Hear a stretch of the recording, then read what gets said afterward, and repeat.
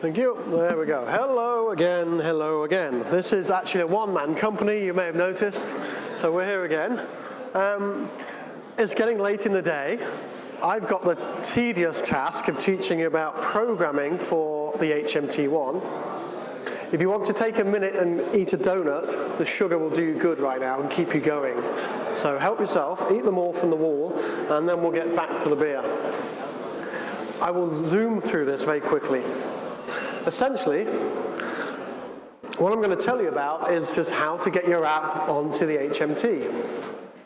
We have done a lot of work in this area. It's not just about the HMT form factor, the speech recognition. We've spent a lot of time under the hood making sure it's very easy to get your app onto our device. Essentially, we are just an Android 6 device. Nothing better than that, really. We have a screen resolution of 854 by 480 pixels. And anyone here actually program?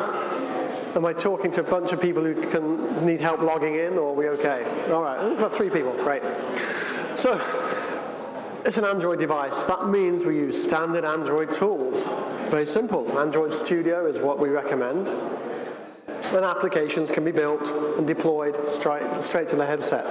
It's very simple, nothing too crazy.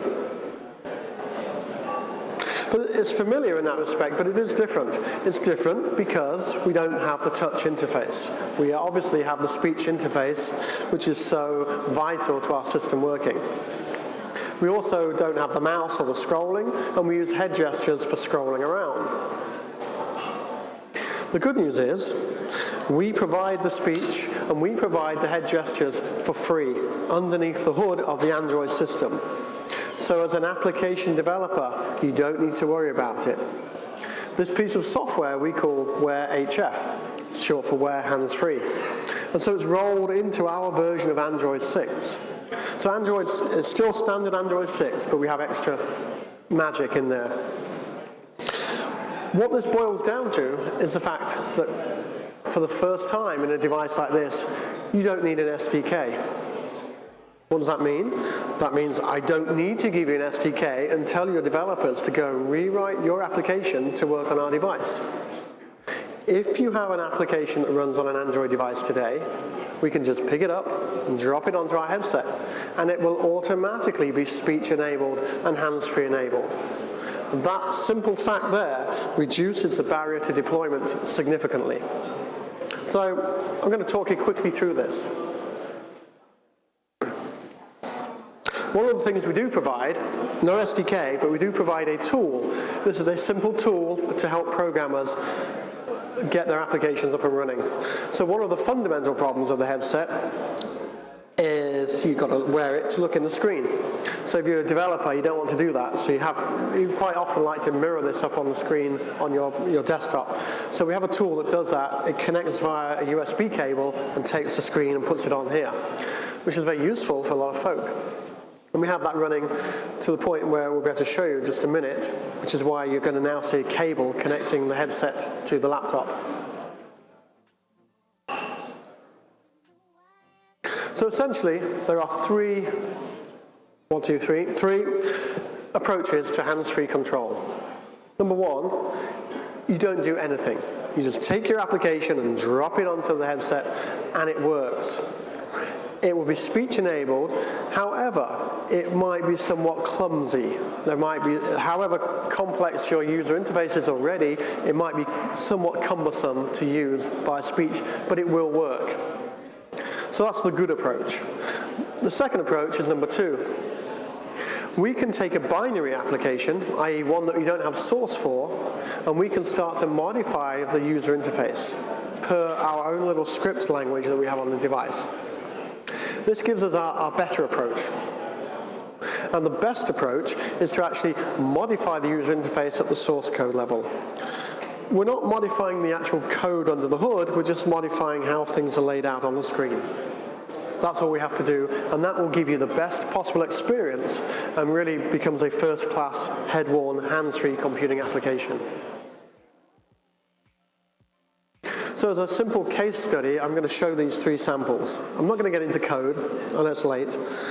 So we have a simple application that we've developed for an Android tablet, small tablet here. Simple enough. We'll link it up. Let's see if we can jump around a bit. We'll bring this up in our Wear HF. We'll plug it in.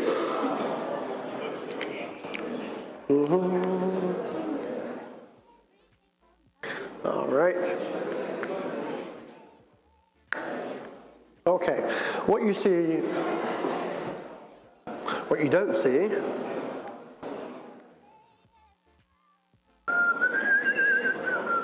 let's try that. Thank you. Right, so what you see now is our little tablet. So this is not an HMT, it's just a tablet. We have a piece of software on there called Devil's Canyon. Very simple, touch-driven application. So I can now select my 3 favorite beers and order them. Very simple. So California Sunshine, pop that on, tap it, and it comes up. We can say, right, I'll have 1 bottle of that, and it shows me now down there what my bottle is. And I can add a bit more of this, maybe a 6-pack of Western IPA. And when I'm happy, I can submit the list, and it says, you sure you want to submit that, yes or no? And I'll go, yes. And that's it. That's all this demonstration app does. It's a very simple touch-driven Android app.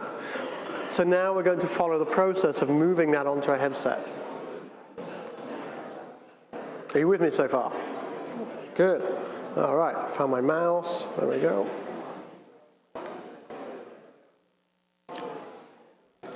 Back to there. Okay, so there's our app. So if we look at step 1, where we said we're going to do nothing. Okay, nothing means just drop it on the headset. And what our software does, at runtime, it interrogates the user interface tree. So in technical terms, it means it scans through to see what's on the screen. And if I find any buttons on there that need to be pressed, we try and extract any logical name from there and present that as a speech command to the user.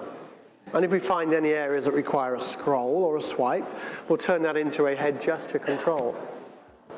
Similarly, if there's a text field where we have to enter text, we can now replace that with our own virtual keyboard that allows me to speak or dictate into that text field.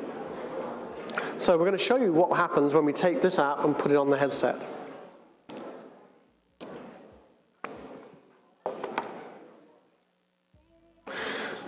Here is a headset, which you are now very familiar with, I'm sure.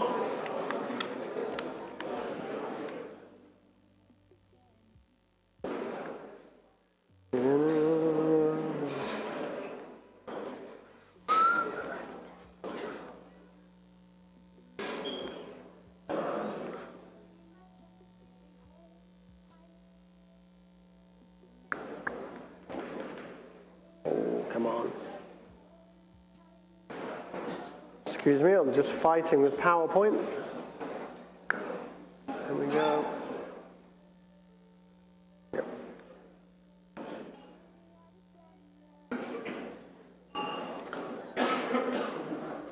Come on, there we go. That goes there.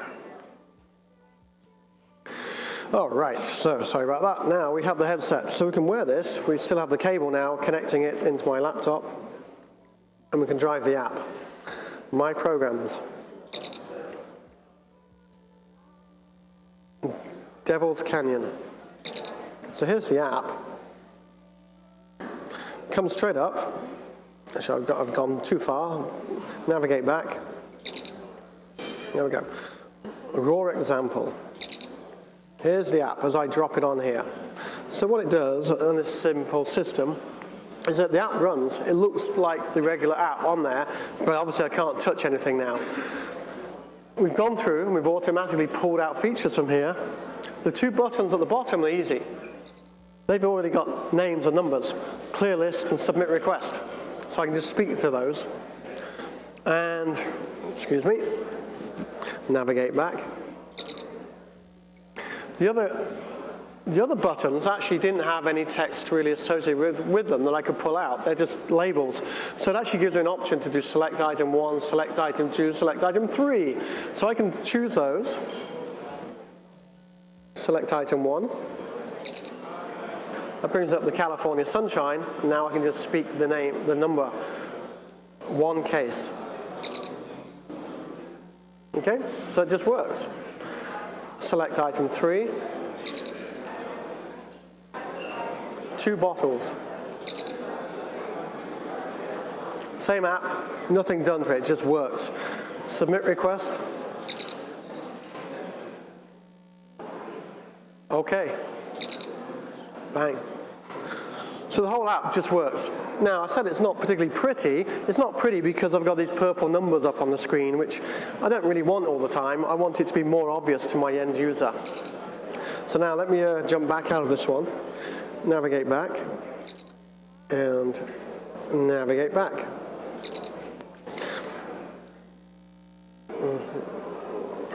Now we go back to PowerPoint.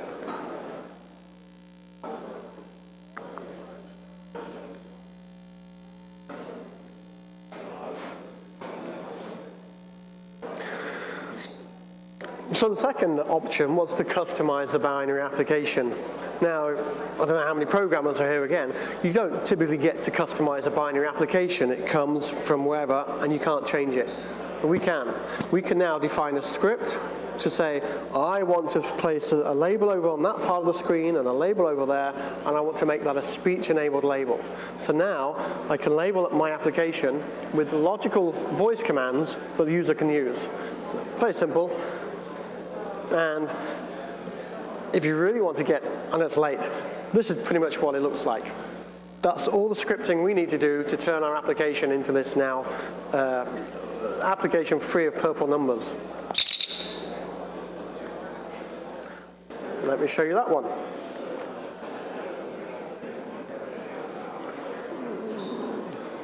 Okay. Wearable example. So here we are, here's the next example. So now I can actually just read out the labels at the top. California sunshine, 1 case. Full bore, 6-pack. Submit request. Okay. So that modification now to give me obvious labels I can speak took me about 20 minutes to do on a binary application. Where that's important is there are many binary applications out there in the world deployed into enterprise world where you're not going to get the source code. You don't want to invest in the source code to modify it. So now we're able to quickly script around it and transform existing deployed applications into something that can be easily run within the headset. All right, the last one, you'll be pleased to know.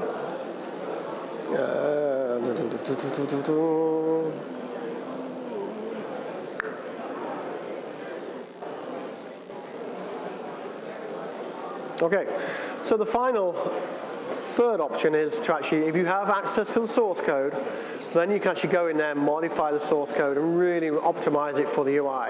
In this case, all we've done is added proper labels that actually look pretty. And functionally, it's identical. It's functionally identical to the last example. It just looks prettier. It looks like it was designed for the headset. So again, I'll show you that one finally. Navigate back. Okay. Customized example. So here's our third app. Western IPA, 2 bottles, full bore, 1 case, submit request. So what we see here now is an application really has been optimized and designed for hands-free UI, but effectively it was just another half a day job to customize an application that's in deployment already. Okay. Bear with me, we're nearly done. The beer is almost ready. Let's find my PowerPoint. So in summary, hands-free voiceification is actually a very easy task for our headset. We've made it extremely easy. It works for new applications that you build from scratch, and more importantly, it works on existing, already deployed applications. No SDK required. And as a testament to how easy this was, all of the guys down there, the partners, as you've heard earlier, they only got a headset 7 days ago. And they've all modified their apps, they've made them speech enabled. A lot of them have just taken their existing binary apps and modified them. So all these teams have done an outstanding job of helping us prove out our new operating system. So on that, I shall conclude, and we shall move on to the next session. So, thank you.